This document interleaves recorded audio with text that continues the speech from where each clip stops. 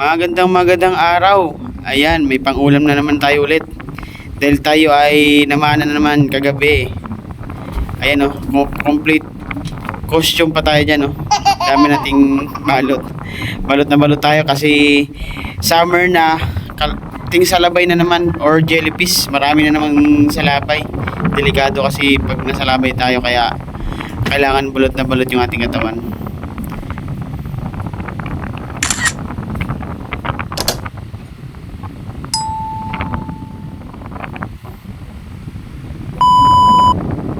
Ayan mga ka-adventure, dito ay kakauwi ko galing laot or pamamana. Bawat uwi ko, piniplex ko yung mga uwi kong ulam. Nakapagbenta na ako dyan ng isda or nakapagbenta na kami ng isda.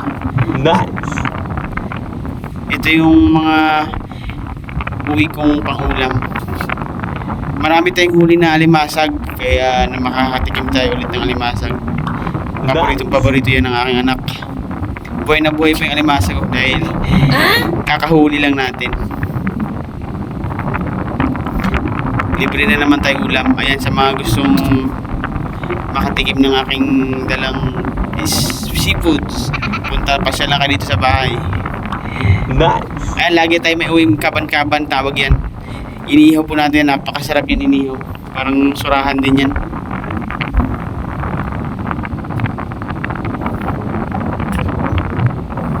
Ito mga ka-adventure, makakalibre na tayo, may pang-ulam na tayo, may pambigas pa. Bisa tsaga-tsaga lang at kailangan natin sipagan. Labanan yung lamig.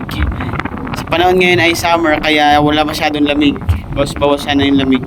Pagdating ng bare months na naman, yan na naman, laban na naman tayo sa malamig na panahon. Yun mga ka-adventure, lagi kasi kaming may bawo na biskwit. Ayan Kaya sa akin ay inuwi ko. Minsan di ko kinakain. Ay mga ka-adventure, buhay na buhay yung limasag, napakataba. Malalaman natin na mataba or malusog yung ganyang seafood or alimasag dahil pag hinawakan natin matigas at saka mabigat.